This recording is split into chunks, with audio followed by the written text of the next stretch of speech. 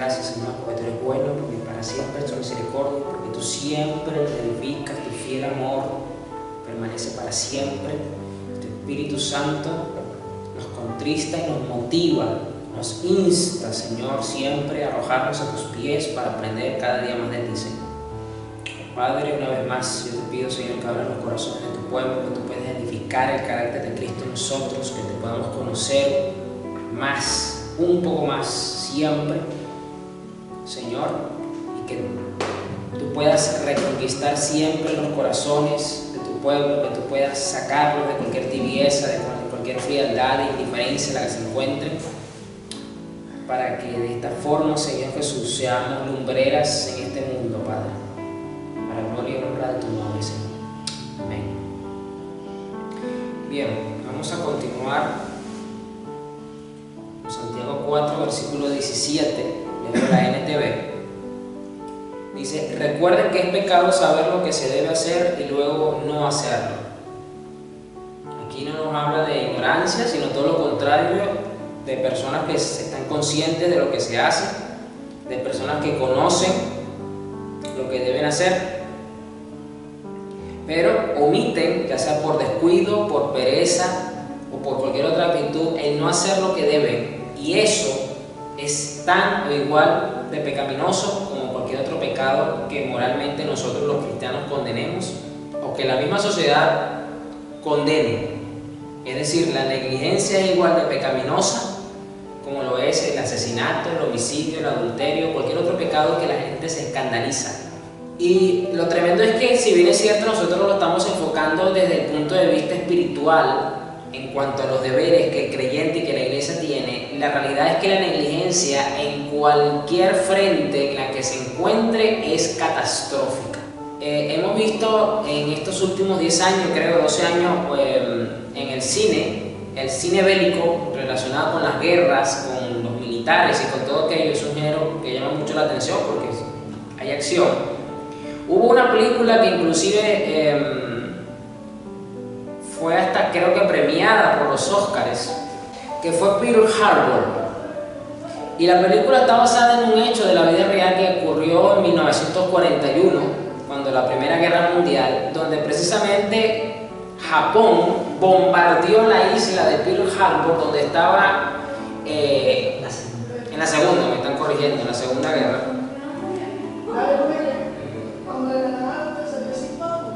Donde precisamente estaba el mayor número de flotas en el Pacífico norteamericanas, de portaaviones, de aviones, de barcos de guerra. Había un contingente de soldados de alrededor de 2000 y tantos soldados, casi 3000 soldados allí apostando, esperando órdenes para continuar con el frente de batalla.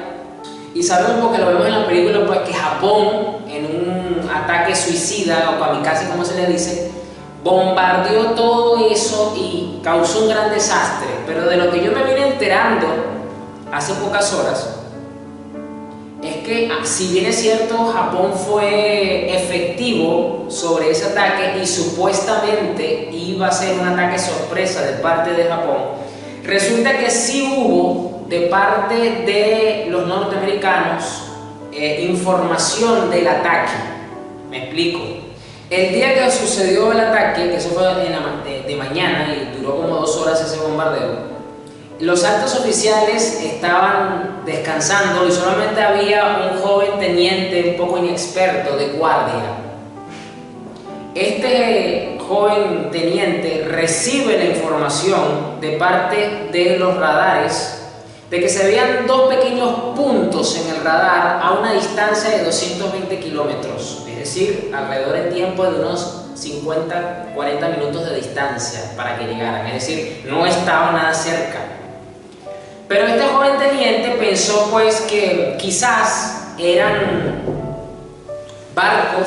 eran aviones que traían provisión hacia los Estados Unidos, y no le dio mayor relevancia y lo dejó pasar. Pues resulta que esos 2 aviones anticipaban el desastre que se les venía encima. Y como este teniente no le dio pues mayor relevancia y se confió, no fue diligente en confirmar o averiguar un poco más sobre esa situación, y más si estás en un contexto de guerra, pues se dio el ataque de Pearl Harbor. Les cayó encima el ataque. ¿Por qué? Por la actitud negligente para confirmar o indagar un poco más en esa información. Es decir, los Estados Unidos hubiesen evitado esa baja tan fuerte porque murieron más de 2.000 soldados, perdieron una gran cantidad de equipos, de aviones, de portaaviones, submarinos, etc. En ese ataque, si tan solo este teniente que estaba de guardia en ese momento se hubiese tomado la diligencia de averiguar un poquito más sobre eso que le mostraban en el radar.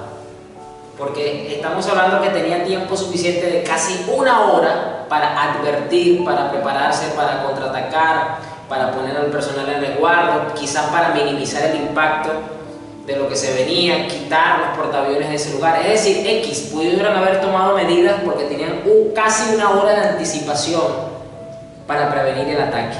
Entonces vemos, traigo este suceso histórico que hasta fue representado en Hollywood por una película, porque por una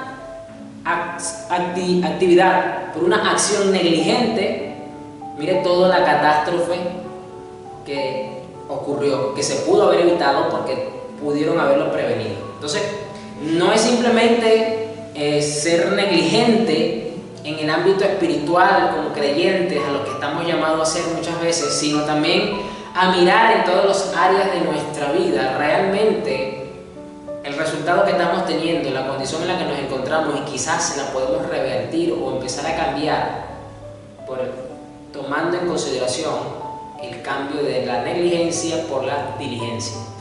El apóstol Santiago no solamente habla directamente de lo que es la diligencia en Santiago 4:17, que es el texto base en el que estamos mirando, sino ya prácticamente desde el capítulo 1, y vamos a leer Santiago 1 del versículo 22 al 25, leo la Nueva Biblia Viva, Santiago 1, 22 al 25, Nueva Biblia Viva. Ya él viene anticipando, viene hablándonos sobre lo que es la negligencia, antes de dar esa afirmación directa en el capítulo 4. O sea, recuerde que la Biblia sí es un mensaje en contexto completo, que no podemos separar o disasociar una cosa de la otra. Y son palabras que hemos escuchado, a lo mejor usted hasta se las sabe de memoria, le es familiar estos textos. Pero aquí vemos la negligencia en la práctica. En el 4:17, que es el texto base, lo vemos definido en teoría, pero acá vemos un ejemplo práctico de lo que es la negligencia. El apóstol Santiago dice: pongan en práctica la palabra y no se limiten a solo escucharla, pues de otra manera se engañan ustedes mismos. El que escucha la palabra pero no la pone en práctica es como el que mira su cara en un espejo y en cuanto se va se olvida de cómo era. Pero el que pone su atención en la ley perfecta que da libertad y sigue en ella sin olvidar lo que ha oído y hace lo que ella dice, será dichoso en lo que hace. Esto es un llamado práctico de ser diligentes, de no simplemente ir a la palabra, leer la palabra o escuchar un mensaje o escuchar la palabra, porque ahora los aplicativos algunos tienen opciones para que una voz de bots ya pues preestablecida te hable la palabra y tú la escuchas, o sea, cual sea. No debemos limitarnos simplemente a eso, sino que estamos llamados, número 1, a prestar atención para poner en práctica lo que estamos aprendiendo en teoría. Entonces esto es un llamado a la diligencia, porque si la negligencia es el descuido, la omisión, la pereza de cosas relevantes e importantes a nivel espiritual, entonces la diligencia es todo lo contrario, es prestar atención, es tener el buen ánimo para poner en práctica y tener todo el esfuerzo necesario para hacerlo. Entonces acá el apóstol le está poniendo un ejemplo práctico como alguien que se mira en un espejo y después se olvida ya cuando no está frente al espejo. Entonces de igual manera dice, no debemos estar delante de la palabra de Dios para luego no ser diligentes en ponerlo en práctica, porque allí, en la diligencia en poner en práctica lo que debemos hacer, es donde encontramos la dicha y la bienaventuranza de la palabra de Dios. Entonces aquí vemos claramente, ya como el apóstol Santiago viene hablando de la negligencia para luego dar esa frase final interesante, directa, en Santiago 4. Ya vemos entonces acá un llamado a la diligencia, a prestar atención. ¿Para qué? Para poner en práctica, a tiempo, en su debido momento. Eso es ser una persona diligente. Yo quiero que veamos una historia muy interesante que yo no la había visto bajo esta óptica y que prácticamente le dio la frase a este mensaje que tiene que ver con la negligencia. La frase es un poquito larga, pero es una enseñanza que vi aquí muy interesante. Este mensaje se llama: ser diligente en lo incorrecto es igual de pecaminoso que ser negligente con lo que se debe. Así se llama este mensaje. Repito, ser diligente en lo incorrecto es igual de pecaminoso que ser negligente con lo que se debe o con lo que es correcto. Usted ya va a entender por qué esta frase me bendijo tanto y me dio esta enseñanza. Vamos a 1 Reyes 11, versículo 1. Leo la NTV. Ok, nos metemos rápidamente en el contexto previo a esta historia. Salomón ya tiene más de 40 años gobernando, ya usted sabe, pues el reino de Israel goza de popularidad, de paz. Ha sido el periodo más largo de paz que tuvo esta generación de israelitas. Dios se lo dio a través de la mano de Salomón. El reino, la ciudad, el país prosperó muchísimo. Pero ya usted sabe que los últimos años de Salomón fueron la debacle, tanto de Salomón, que sentenció su vida, y que también fue una debacle y sentenció la vida luego de las generaciones de israelitas que vinieron después de él. Así que por lo tanto el trono se vio afectado por esto. Y aquí dice algo, versículo 1, 1 Reyes 11, 26. Ahora bien, el rey Salomón amó a muchas mujeres extranjeras. Además de la hija del faraón, se casó con mujeres de Moab, de Amón, de Edom, de Sidón y de los hititas. O sea, se casó con todas las mujeres de pueblos extranjeros que Dios les dijo a los israelitas: no se casen, no se lleguen a personas de estos pueblos. O sea, esto aplicaba no solamente para las mujeres, o sea, para los hombres, perdón, sino que las mujeres tampoco podían aceptar que un hombre de estos países viniera a pretenderlas y ella decir: bueno, sí, me voy a casar contigo. O sea, esto era una ley general para todos, El Señor había instruido claramente a los israelitas cuando les dijo: no se casen con ellas. ¿Por qué? Porque les desviarán el corazón hacia sus dioses. Usted dirá: bueno, pastor, pero que eso es falta de pantalones. O sea, con tú decirle que no, porque el único Dios verdadero es este, ya está, es suficiente. Eso se dice y suena muy bonito, pero la realidad es que cuando uno se casa con una persona, uno abre su corazón a esa persona, porque esa persona no está simplemente dentro de tu corazón, sino que forma parte de tu corazón. Por eso Adán dijo esa famosa frase, esa no la dijo Dios, la dijo Adán en su sabiduría perfecta que tenía. Se dio cuenta que cuando el hombre y la mujer se casan, cuando dice muchas de las reneoleras, será una sola carne, lo que nos quiere decir ahí Adán es que forman un solo ser, una sola esencia, una sola sustancia. Entonces es muy complicado muchas veces mantenerse firme en posiciones cuando la persona que te acompaña y que forma parte de tu corazón tiene fundamentos contrarios a los tuyos. Esa es la razón por la que los cristianos no estamos llamados a juntarnos con personas que no son de nuestro mismo yugo. Y esto, a Salomón nada más y nada menos, tuvo una gran cantidad de mujeres que formaban parte de su corazón. O sea, si ya esto es un problema agregarlo con uno, imagínense tener más de 100 personas. Y aquí lo dice Dios, ¿por qué? Porque les desviarán el corazón hacia sus dioses. Sin embargo, Salomón se empecinó en amarlas. En total, tuvo 700 esposas de cuna real y 300 concubinas. Es decir, esto, imagínense lo que puede ocurrir con una persona. Ahora imagínense con 1000 mujeres, que cada una tiene su cultura, que cada una tiene su idolatría, que cada una tiene sus dioses, que cada una tiene sus cultos paganos ceremoniales, que cada una tiene sus votos hechos. Imagínense tener tu corazón dividido en 1000 pedazos. O unido, mejor dicho, no dividido, unido a 1000 pedazos de este tipo. Era irremediablemente difícil que no ocurriera lo que Dios dijo que le iba a ocurrir.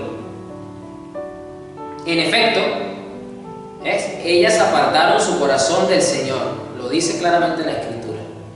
Por eso le dije, Salomón comenzó muy bien, pero terminó mal.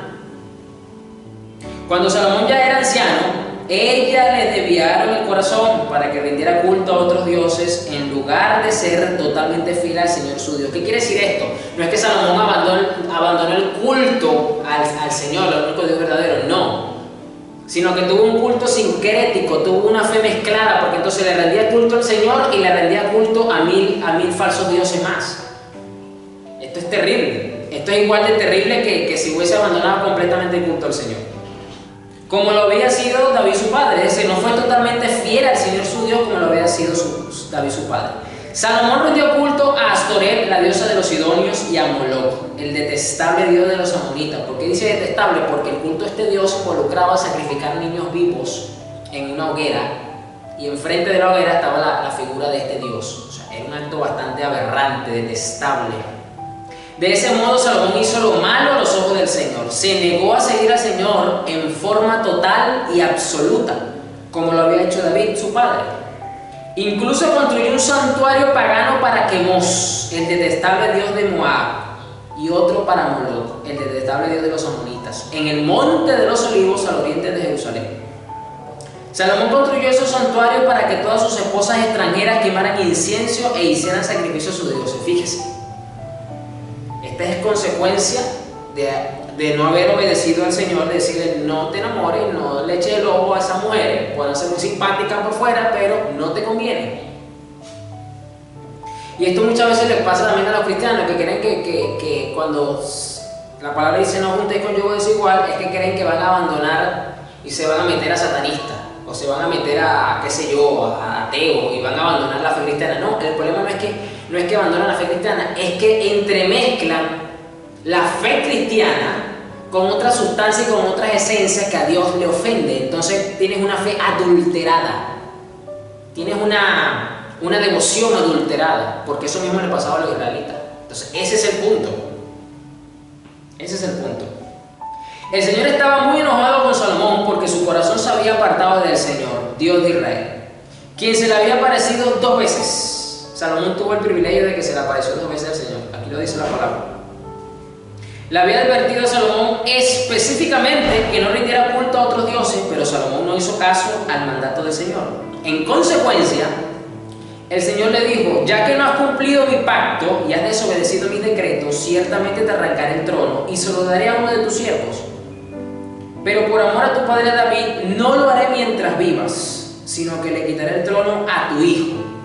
Y aún así, no le quitaré el reino entero, lo dejaré ser rey de una tribu por amor a mi siervo David y por amor a Jerusalén, mi ciudad escogida. Esto tiene 2 razones. Número 1, aquí vemos la primera, porque Dios le prometió a David que siempre iba a haber un descendiente de él que se sentara en el trono y que reinarían por siempre. La segunda parte de esa palabra que se la dio Dios a David es que tiene un cumplimiento mesiánico profético, porque Cristo es descendiente del rey David y él es el rey de reyes que ya gobierna espiritualmente sobre todo, pero va a ver, cuando él venga ya por segunda vez, va a tomar completo dominio y gobierno físico sobre todas las cosas y va a reinar desde la ciudad de Jerusalén.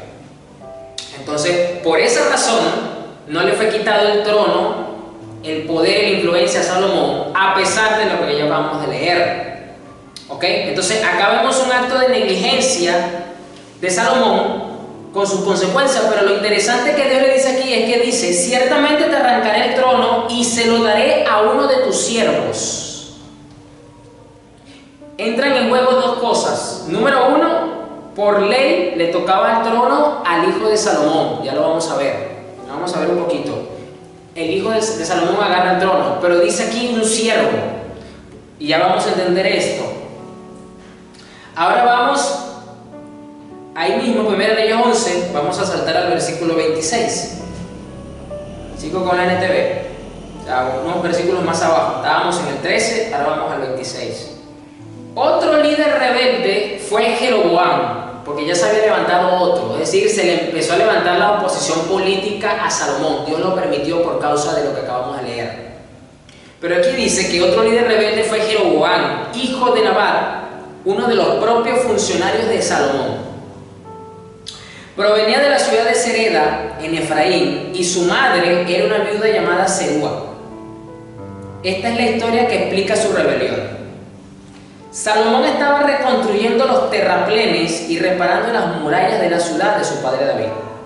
Jeroboam era un joven muy diligente, muy capaz, perdón. Cuando Salomón vio lo diligente que era, lo puso a cargo de los trabajadores de la tribu de Efraín y Manasés. Fíjese lo interesante, que Dios levanta, Dios permite que haya oposición política en el trono, hacia el trono de Salomón. Y uno de esos rebeldes, como lo dice acá, fue un hombre llamado Jeroboam, hijo de un funcionario público de la corte de Salomón, y que era un hombre muy diligente. Fíjese lo que estamos mirando acá. Cuando Salomón vio lo diligente que era, lo puso a cargo de los trabajadores de las tribus de Efraín y Manasés, los descendientes de José. Cierto día, mientras Jeroboam salía de Jerusalén, es decir, Salomón lo puso como capataz, como líder de obra, como usted le quiera ver, por encima de mucha gente. Un día se le terminó la jornada de trabajo y se dirigía a Jerusalén. Mientras Jeroboam salía de Jerusalén, el profeta Ahías de Silo se encontró con él en el camino. Ahías tenía puesto un manto nuevo. Los dos estaban solos en un campo. Cuando Ahías tomó el manto nuevo que llevaba puesto y lo rompió en 12 pedazos, luego le dijo a Jeroboam: toma 10 de estos pedazos, porque el Señor Dios de Israel dice: estoy a punto de arrancar el reino de manos de Salomón y te daré a ti 10 de las tribus. Pero le dejaré una tribu a Salomón por amor a mi siervo David y por amor a Jerusalén, la ciudad que he escogido entre todas las tribus de Israel. Pues Salomón se ha apartado de mí y rindió culto a Astoret, diosa de los sidonios, a Quemos, dios de Moab, y a Moloc, dios de los amonitas. Salomón no ha seguido mis caminos ni ha hecho lo que me agrada. Tampoco ha obedecido mis decretos y ordenanzas como lo hizo su padre David. Sin embargo, no le quitaré todo el reino a Salomón por ahora. Por amor a mi siervo David, a quien yo escogí y quien obedeció mis mandatos y decretos, mantendré a Salomón como líder el resto de sus días. Pero le quitaré el reino a su hijo y te daré a ti 10 de las tribus. Su hijo tendrá una tribu para que los descendientes de David, mi siervo, sigan reinando y como una lámpara brillen en Jerusalén, la ciudad que he escogido para que sea lugar para mi nombre. Te pondré a ti en el trono de Israel y gobernarás todo lo que tu corazón desee. Si prestas atención a lo que te digo y sigues mis caminos y haces todo lo que yo considero correcto. Fíjese, Dios le da ahora una profecía a este hombre. Camina a una ciudad, se le aparece un profeta, le da semejante palabra profética con un acto profético. Tenía 12 pedazos de tela, le da 10, le dice lo que significa. Le dice que Salomón ha pecado, ha sido negligente al final de sus días y por eso le va a quitar el poder, pero no se lo va a quitar todo porque hubo una promesa de por medio dada a su antepasado. Y dice que Dios lo ha escogido a él para entregarle esas 10 tribus que necesitan un rey. Y usted se preguntará, ¿por qué Dios escogió a Jeroboam? Y la respuesta la vemos precisamente al principio de la lectura. Porque si Salomón logró ver que este hombre era diligente y por eso le dio poder y lo puso por encima, fíjese cómo ya se estaba anticipando. Esto era prácticamente un anuncio profético y él no se dio cuenta de lo que iba a pasar con su vida. Porque él pasó de ser un simple obrero a ser un líder maestro de obra que tiene mucha gente a su disposición. Luego va a una ciudad y Dios se le aparece a través de un profeta, le manda un mensaje a través de un profeta y le dice que le va a poner por encima de 10 más. Fíjese cómo viene la similitud. ¿Y eso por qué? Porque Jeroboam era un hombre diligente. Entonces, a Dios le agrada la diligencia. Dios vio la diligencia en este hombre y por eso lo considera y lo coloca, lo usa de esta manera. Entonces fíjese cómo Dios toma en consideración seria la diligencia. Es decir, Dios no puede confiar responsabilidades, Dios no puede delegar, Dios no puede respaldar a personas que son negligentes o que comienzan siendo diligentes y terminan siendo negligentes. Porque esto fue básicamente lo que pasó con Salomón. Salomón ya sabemos que comenzó muy bien y vamos a decir que el 70% de su vida estuvo bien y el otro 30% estuvo mal. Pero por ese 30%, miren las consecuencias catastróficas que tuvo que acarrear para su vida y para la nación por causa de la negligencia. Pero vemos entonces el contraste. Vemos a un hombre que fue diligente en el trabajo secular porque era obrero, se ganó el favor delante del rey y lo colocó por encima de todos para que concluyera. Y no solamente eso, sino que ahora Dios lo considera para ponerlo no como capataz de obra, sino para ponerlo como rey sobre 10 de las tribus de Israel. Y Dios le da esta palabra profética. Y todo por ser diligente. Y mira el contraste entre entonces uno siendo diligente y el otro siendo negligente. Mire. Y Dios le da esta semejante de palabra. Y fíjese lo que dice: te pondré a ti en el trono de Israel y gobernarás todo lo que tu corazón desee. Esto usted muy pocas veces lo ve en la palabra. Ojo con esta frase, por lo menos como lo dice esta versión. Es muy raro que usted la encuentre en otros lugares de las Santas Escrituras así. Pero luego lo condiciona, porque todas las palabras del Señor siempre vienen con un condicionamiento. Luego dice: si prestas atención a lo que te digo y sigues mis caminos y haces todo lo que yo considero correcto, es decir, Jeroboam, te voy a poner de rey sobre las 10 tribus que le estoy quitando a Salomón, pero tienes que ser diligente de principio a fin. ¿En qué vas a ser diligente? En mis caminos, en lo que yo considero correcto, en mis decretos y en mis mandatos. Tienes que ser diligente en esto. Aquí está el condicionamiento. Como lo hizo mi siervo David, entonces siempre estaré contigo. Estableceré una dinastía duradera para ti como lo hice con David. Miren la semejante promesa que Dios le hace a este hombre. Esto no es cualquier cosa. Porque le está diciendo: voy a establecer una dinastía duradera para ti como lo hice con David. Y usted sabe que Dios le dio semejante palabra a David. No es cualquier cosa lo que le están ofreciendo a este hombre. Y te entregaré a Israel. Por causa del pecado de Salomón, castigaré a los descendientes de David, aunque no para siempre. Salomón intentó matar a Jeroboam, pero él huyó a Egipto, donde reinaba Sisac, y se quedó allí hasta la muerte de Salomón. Es decir, como ya tenía influencia, tenía peso, empezó a hacer la oposición política a Salomón. Salomón no le respetó los derechos humanos y empezó una persecución en contra de este hombre. Este hombre tuvo que irse al exilio hasta que Salomón se muriera. ¿Pero por qué no lo pudo matar? Porque Dios estaba con él. ¿Por qué estaba Dios con él? Por ser diligente.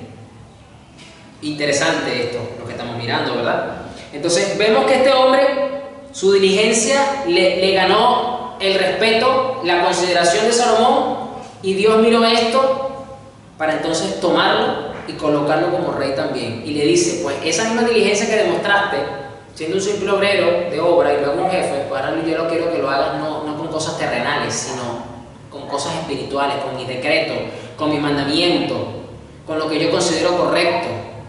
Allí vas a ser diligente, Jeroboam. Eso es lo que yo demando de ti. Y vas a poder gobernar todo lo que tú quieras y yo te voy a respaldar. Mire qué tremendo lo que Dios le dice a este hombre. Bien, ahora vamos a 1 Reyes 12, versículo 25.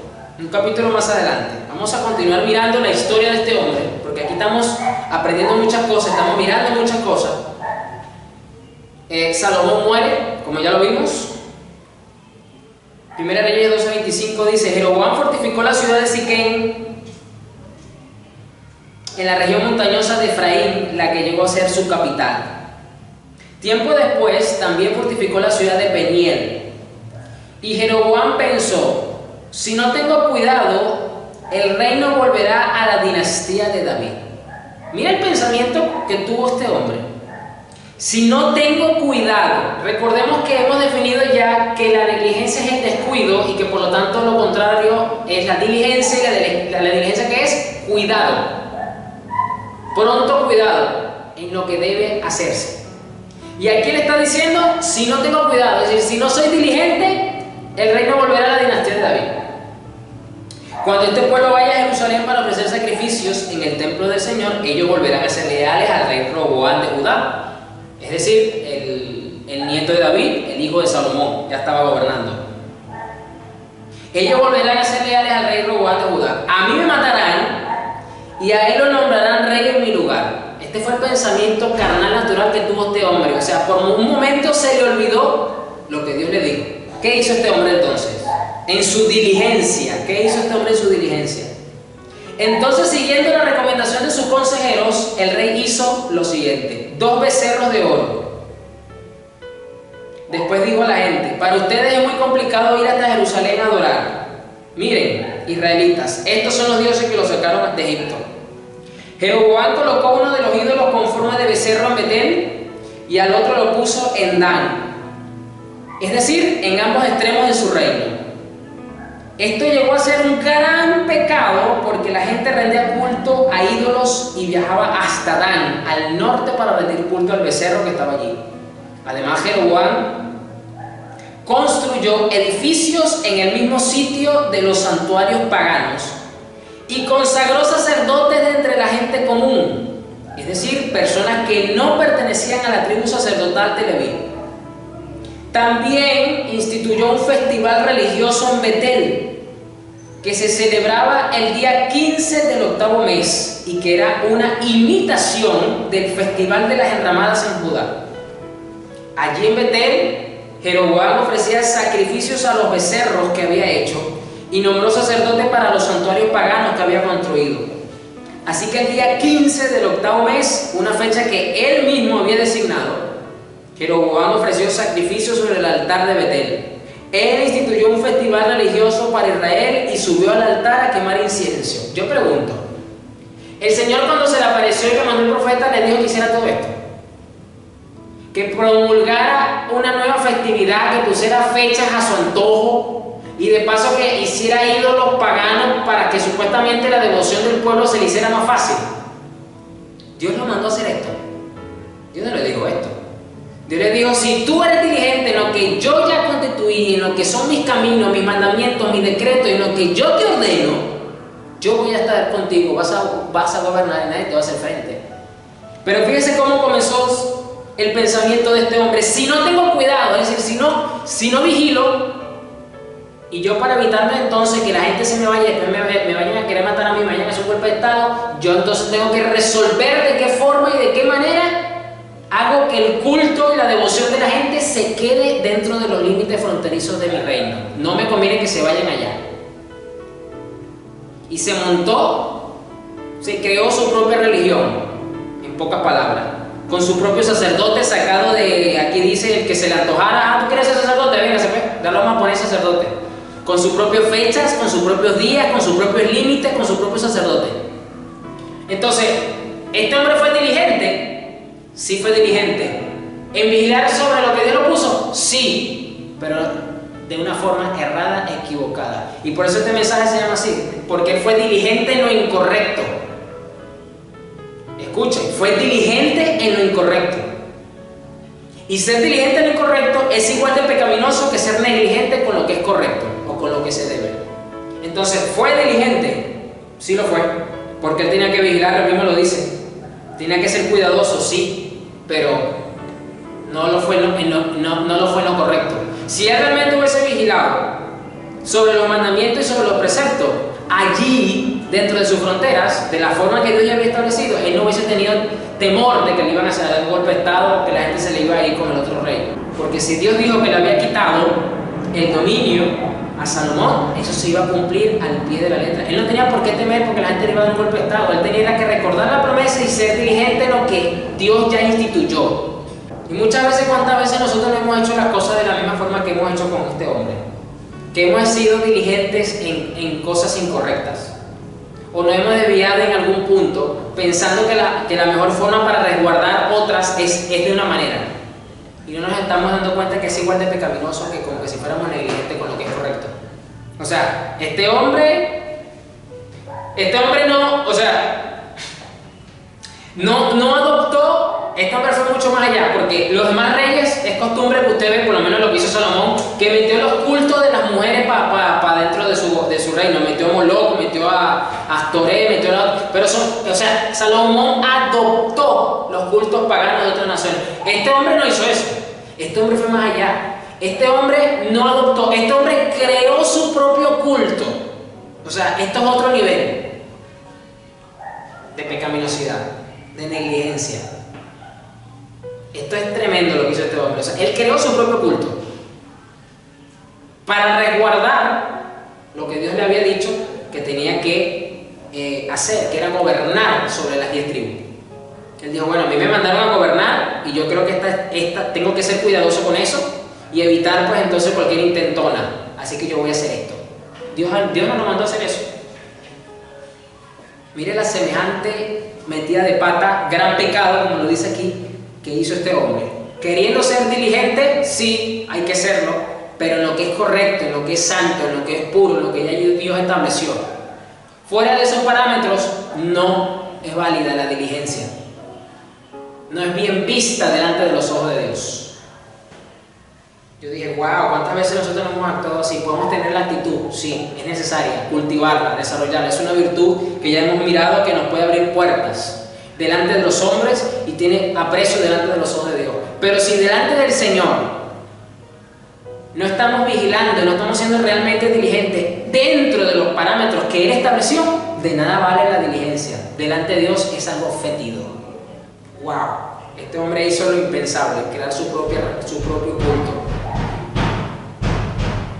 O sea, este hombre creó el jeroboamismo, por decirlo de alguna forma, porque el tipo se llamaba Jeroboam.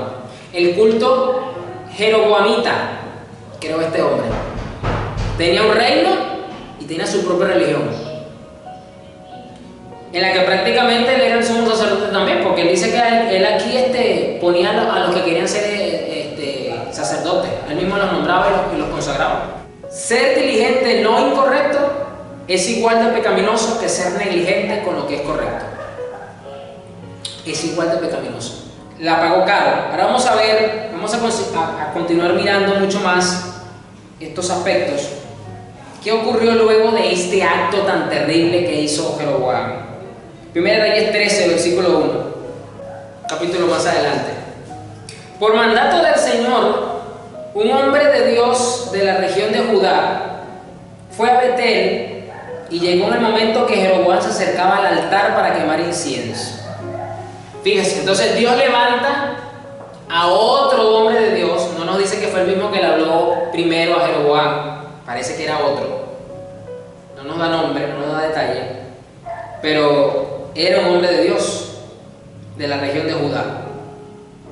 Y fue a Betel y llegó en el momento en que Jeroboam se acercaba al altar para quemar incienso. Recuerda que, o sea, Jeroboam era el rey y era también el sumo sacerdote de su culto jeroboamita. Y estaban en pleno proceso de quemar incienso. Y justo en ese momento, luego por mandato del Señor, el hombre de Dios gritó. Evidentemente no se iba a poder acercar a donde estaba el rey, seguramente el resguardo, usted sabe, ¿no? Pero Dios le dijo entonces, grita esto que te voy a decir, que te escuche todo el mundo. Oh altar, altar, esto dice el Señor. En la dinastía de David nacerá un niño llamado Josías, quien sacrificará sobre ti a los sacerdotes de los santuarios paganos que vienen aquí a quemar incienso. Esta es la historia del jovencito que se levanta y que muy joven gobierna y se tomó como política de Estado destruir todo vestigio de culto pagano dentro del territorio de israelita y volver el corazón de la nación a Israel. Y fue aquel que le dijeron, mire, encontramos unas leyes ahí del Señor que habla de unas cosas, que parece que son santas. Bueno, llévese al sacerdote para ver qué nos dice. Esa historia que creo que yo una vez la he predicado. Dios anuncia su nacimiento profético aquí. Y se cumplió porque este joven, este rey, hizo literalmente esto que está aquí anunciado. Sacrificó sobre esos santuarios a muchos de esos sacerdotes paganos sobre estos cultos. Quien sacrificará sobre ti los sacerdotes de los santuarios paganos que vienen aquí a quemar incienso, y sobre ti se quemarán huesos humanos. Mire la semejante profecía que Dios le dice, que le grita a los cuatro vientos para que lo escuche todo el mundo. Ese mismo día, el hombre de Dios dio una señal para demostrar que su mensaje era verdadero y dijo: el Señor ha prometido dar una señal. Este altar se partirá en dos y sus cenizas se derramarán en el suelo. Esa es la señal de que esto se iba a cumplir, de que vieran de que venía de parte de Dios, que este hombre venía de parte del mensajero. ¿Qué dice el versículo 4? El rey se puso furioso, Jeroboam se puso furioso con el profeta por haber dicho esto. ¿Por qué? Porque esto atentaba contra su culto, esto atentaba contra esta devoción loca que a él nadie lo mandó a hacer y que él estaba siendo diligente en lo incorrecto. Y entonces, señalando con su brazo al profeta, gritó a su guardia: arresten a ese hombre. Pero instantáneamente el brazo del rey quedó paralizado, de modo que no podía bajarlo. ¿Qué ocurre cuando somos diligentes entonces en lo incorrecto? Nos estancamos. Hay una parálisis, las cosas no caminan, no funcionan las cosas. Y ya entonces esa diligencia ya no es respaldada por Dios. Mire esta otra señal interesante. Dios respaldó a este profeta, donde le entumeció el brazo al rey. Le dio como una especie de parálisis, o sea, no podía mover el brazo. Interesante esta señal milagrosa aquí que vemos reflejada. Y en aquel mismo momento apareció una gran grieta en el altar y las cenizas se esparcieron, tal como el profeta había dicho que ocurriría. No sabemos cómo ocurrió este fenómeno, si fue que tembló la tierra, cayó un rayo, no sé, un ángel tocó la piedra, Dios le dio la orden a la piedra para que se partiera. No sabemos, pero se cumplió la señal, porque esta era la prueba de que Dios estaba hablando a través de él. ¿Y qué le tocó después al rey? Humillarse. Y solo cuando se humilló y el profeta oró por él, es que Dios le concedió otra vez que devolviera la movilidad de su brazo. Y eso es precisamente lo que Dios quiere cuando vemos que las cosas se están estancando, cuando las cosas, a pesar de que estamos siendo diligentes sobre ellas, no están dando un resultado. Dios quiere que nos humillemos nuevamente, que retomemos la humillación para ver si de esa forma nos damos cuenta de que estamos siendo diligentes en lo incorrecto. Vamos a ver un capítulo más adelante, 1 Reyes 14, versículo 1. En ese tiempo, Abías, hijo de Jeroboam, se enfermó gravemente. Por eso Jeroboam le dijo a su esposa: disfrázate para que nadie se dé cuenta de que eres mi esposa, y ve a ver al profeta Ahías en Silo, el hombre que me dijo que yo sería rey. Fíjese que Jeroboam, este es el que aparece cuando vimos hace unos capítulos atrás que Dios le dio las 10 pedazos de tela y todo. O sea, el hombre todavía estaba vivo, tenía cierto... Jeroboam no le perdió el rastro a este hombre de Dios. Pero ocurre algo, su hijo, Abías, cae gravemente enfermo, no nos dan detalles, pero Jeroboam estaba preocupado por la salud de su hijo y manda a su esposa. Le dice: mira, te vas a disfrazar porque no quiero ni siquiera que te reconozca de que eres mi esposa y que se dé cuenta que vienes del rey y todo aquello. Para que no solamente nadie se dé cuenta, o sea, quiero que esto se haga con lo más secreto posible. Y ve a ver al profeta Ahías en Silo, el hombre que me dijo que yo sería el rey. Llévale de regalo 10 hogazas de pan, algunos pasteles y un frasco de miel, y pregúntale qué le sucederá al niño. Entonces la esposa de Jeroboam fue a la casa de Ahías en Silo. El hombre ya era anciano y no podía ver, pero el Señor le había dicho: la esposa de Jeroboam vendrá aquí haciéndose pasar por otra persona. Ella te preguntará acerca de su hijo porque está muy enfermo. Dale la respuesta que yo te doy. Fíjese que aunque el hombre de Dios tenía una limitación física, esto para Dios no era un impedimento para seguirlo usando, y este hombre de Dios mantenía su fe y su servicio activo delante de Dios. ¿Cuántas veces hoy día los cristianos, porque tienen algún tipo de limitación nueva, entonces ya quieren dejar de servir o ya no se sienten dignos de ser usados por Dios? Este hombre era ciego, porque ya era una persona de avanzada edad y ya había perdido la visión, pero no había perdido su comunión con Dios y su intimidad con el Señor. Y el Señor le dijo: va a venir la esposa del rey disfrazada y le vas a dar esta palabra que yo te voy a decir. Vamos a ver qué fue lo que le dijo, qué fue lo que le mandó a decir ahora Dios a este Jeroboam. Así que cuando Ahías oyó los pasos de la mujer en la puerta, le dijo: entra, esposa de Jeroboam, ¿por qué te haces pasar por otra persona? La mujer no se esperaba esto. Luego dijo: tengo malas noticias para darte. Llévale a Jeroboam tu esposo este mensaje del Señor Dios de Israel. Yo te saqué de entre la gente común y te hice gobernador de mi pueblo Israel. Le arranqué el reino a la familia de David y te lo entregué a ti. Pero tú no has sido como mi siervo David, quien obedeció mis mandatos y me siguió con todo el corazón y siempre hizo lo que yo quería. Si es verdad, pastor, usted va a decir, pero es que David adulteró, pero es que David mató a Uría. Sí, es verdad, pero usted no ve en ningún momento a David rindiendo culto a dioses paganos, a falsos dioses. Cometió esos pecados, sí, pero también fue confrontado y él se arrepintió y abandonó esos pecados. ¿Fue fiel en su corazón al Señor entonces? Sí, porque no tenía una devoción dividida. Él estaba claro quién era el único Dios verdadero y a ese único Dios era el que le rendía culto. A pesar de que tenía sus imperfecciones, a pesar de que estaba bregando con cosas, pero fue fiel. Y tú no has sido como mi siervo David, quien obedeció mis mandatos y me siguió con todo el corazón. Y siempre hizo lo que yo quería. Tú has hecho cosas más malignas que todos los que vivieron antes de ti. Te has hecho otros dioses y me has enfurecido con tus becerros de oro. Imagínate, tú le dices, es que lo que tú hiciste, o sea, tú ni siquiera es que adoptaste, como hizo Salomón, el culto de las mujeres que tuvo, no, es que tú te creaste tu propia religión, o sea, tú te creaste tu propio culto y hasta te constituiste como sumo sacerdote. Por eso Dios le dice esta palabra y dice: me has enfurecido. Yo le voy a decir una cosa: Dios por la buena es una maravilla, pero no le busque, no lo haga enojar. No lo haga enojar, porque así como disfrutamos de su bondad, disfrutamos de su amor y de su misericordia, mire que cuando Dios se enoja y manifiesta su ira, no es nada agradable. Y le voy a dar otro dato: Dios es lento para la ira. Es lento, o sea, tarda mucho en enojarse.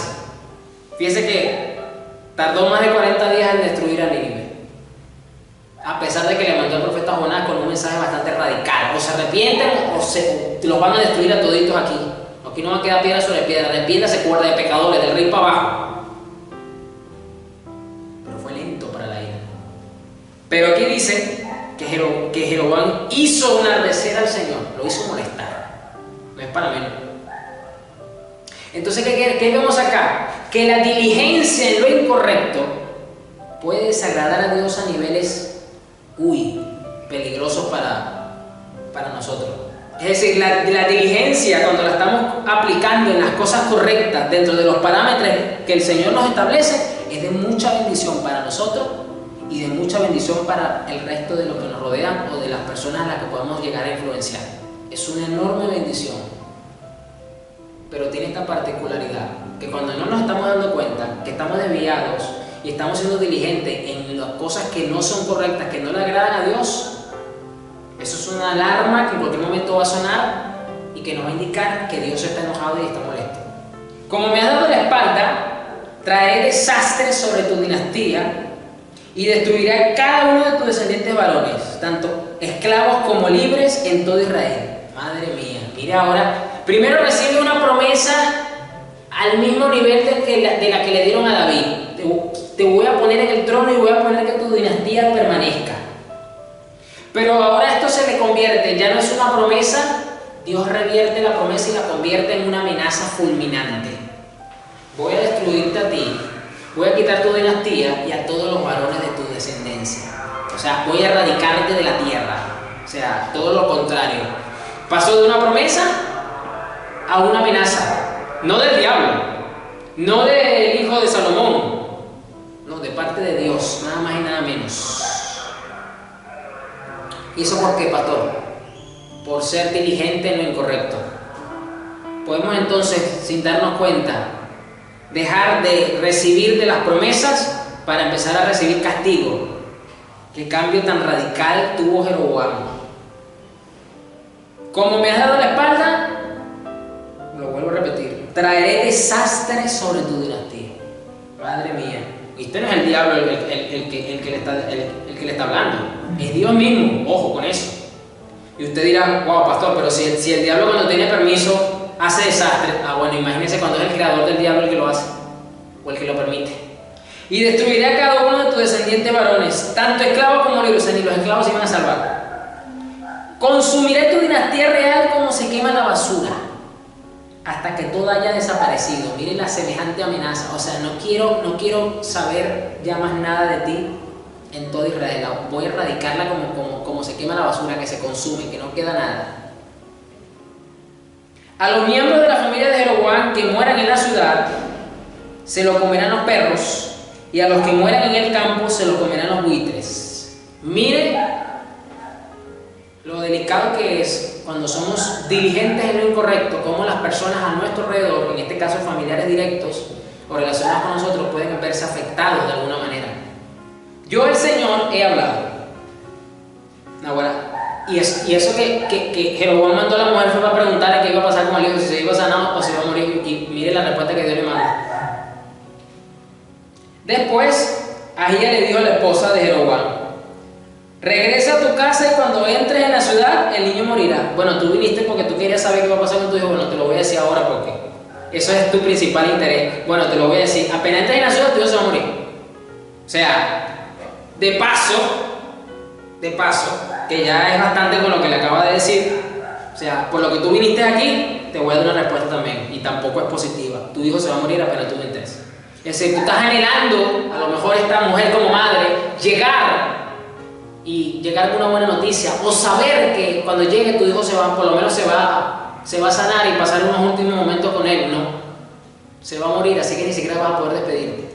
O sea, esta mujer como madre tuvo un corazón destrozado, y no se lo rompió el marido, no se lo rompió Satanás tampoco.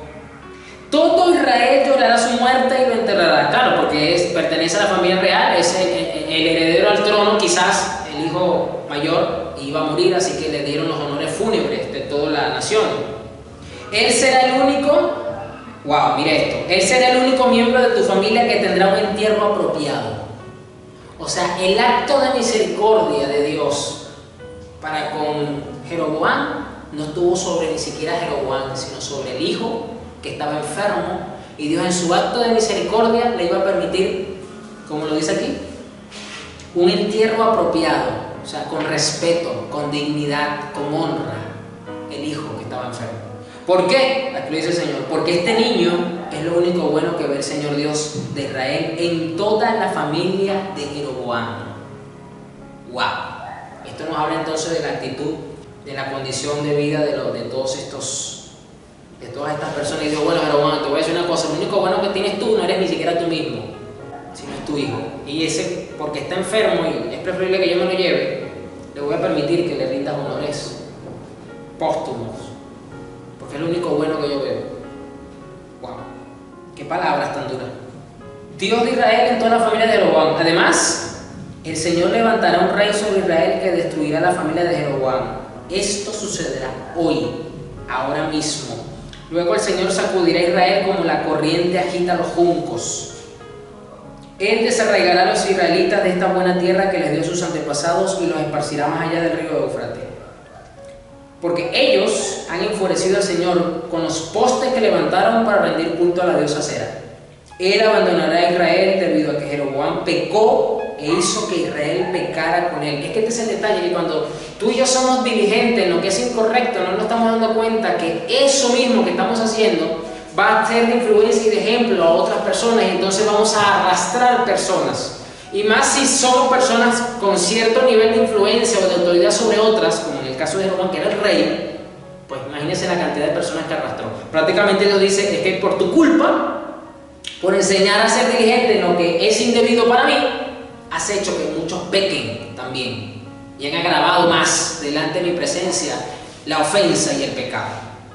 Por eso fue tan duro el castigo hacia Jeroboam. Él desarraigará a los israelitas de esta buena tierra que le dio a sus antepasados y los esparcirá más allá del río Éufrates, porque ellos han enfurecido al Señor con los postes que levantaron para rendir culto a la diosa Acera. Él abandonará a Israel debido a que Jeroboam pecó e hizo que Israel pecara con él. Entonces la esposa de Jeroboam regresó a Tirsa. Madre mía, pero aquí semejante mensaje le va a dar al marido. O sea, no hay noticia buena por ningún lado. La única noticia buena es que por lo menos vas a poder entregar a tu hijo de forma digna. Imagínense ustedes, esa es la noticia buena, que no era la que él quería escuchar. Imagínense, si eso usted lo ve bueno, imagínense. ¿Y todo por qué? Por ser diligente en lo incorrecto. Madre mía. Entonces la esposa de Jeroboam regresó a Tirsa y el niño murió en el momento que ella atravesaba la puerta de su casa. Se tuvo que recordar con frescura lo que el profeta le dijo, y para ella esto fue una señal. Wow, si se está cumpliendo al pie de la letra lo que el profeta me dijo, entonces todo lo que más digo también se va a cumplir. Todo Israel lo enterró y lloró su muerte, tal como el Señor había prometido por medio del profeta Ahías. Los demás acontecimientos del reinado de Jeroboam, con todas sus guerras y la forma en que él gobernó, están registrados en el libro de la historia de los reyes de Israel. Y Jeroboam reinó 22 años en Israel. Cuando Jeroboam murió, su hijo Nadab lo sucedió en el trono. Esta es la historia de un hombre que por su diligencia gobernó.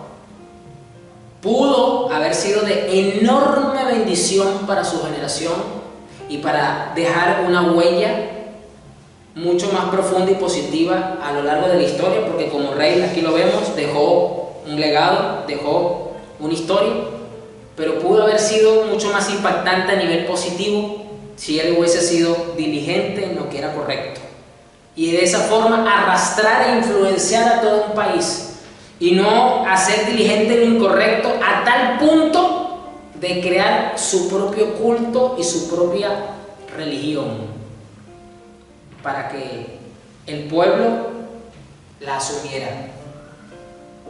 Qué fuerte. Por eso yo leí esta historia y dije, wow, que una enseñanza puntual pero muy poderosa, y tengo que darle ese nombre a este mensaje, porque si no somos diligentes en lo que es, si somos diligentes en lo que es incorrecto, es igual de pecaminoso que ser negligente con lo que es correcto o con lo que debemos hacer. O sea, no hay diferencia. Y aquí vemos un claro caso. Un hombre que tuvo una proyección que lo estaba llevando, como lo dije, Dios, te saqué de abajo, de donde eras un don nadie. Permití que Salomón te viera, te pusiera, mandé un profeta, te di una palabra profética, te resguardé de que te mataran, permití que fueses rey, iba a estar contigo. Y fuiste diligente en lo que no debía ser diligente. Y aquí están las consecuencias. Qué fuerte. Vamos a orar.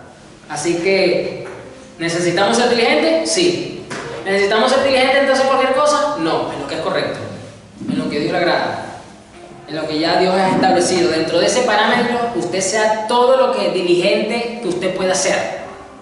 Y procure no salirse dentro de ese parámetro. Ahora yo pregunto, ¿cuántas veces nos hemos marcado, nos hemos diseñado, nos hemos tenido líneas de pensamiento donde hemos hecho nuestros propios reinitos, donde hemos creado, donde tenemos nuestra propia forma de pensar y que muchas veces puede estar desalineada de lo que Dios piensa sobre un área en específico? Quizás no has creado tu propio culto, como lo hizo este hombre, pero por el simple hecho de mantener nuestra opinión o nuestra forma de pensar por encima de lo que Dios piensa u opina sobre un tema, no estamos lejos de la posición de Jeroboam, por querer guardar o proteger algo. O sea, si Jeroboam hubiese entendido, hubiese recordado lo que Dios le dijo, Señor, tú me diste este reino y tú lo vas a mantener porque tú no mientes, porque tú eres un Dios de verdad, porque tu palabra es eterna, y tú me dijiste a través de este hombre de Dios que tú me ibas a poner como rey sobre estas 10 tribus si yo era diligente en cumplir con tu mandato, con tus decretos, con lo que a ti te agrade, con lo que tú eres correcto. Ayúdame, Señor, a hacerlo. Y yo voy a confiar de que entonces la gente se va a mantener fiel a este reinado. Esa debe haber sido la actitud de Jeroboam. Confiar de que si Dios le dio el reinado, Dios lo iba a mantener. Era siendo diligente en lo correcto. Pero por temor a creer que le iban a dar un golpe de estado, ya usted vio lo que se inventó y lo que ocasionó esto.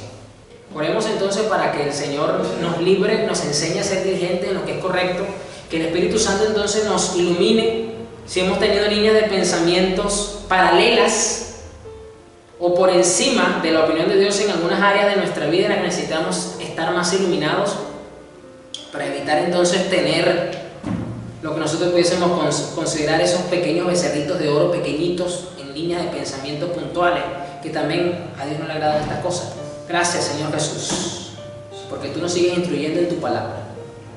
Gracias, Señor, porque nos das una enorme perla que nos alecciona, que nos edifica en tu palabra, una enseñanza muy práctica para el día a día, en la que no solamente debemos ser diligentes con los deberes espirituales, sino que también podemos aprender a ser diligentes siguiendo, Señor, tus preceptos en todas las áreas de nuestra vida, Señor.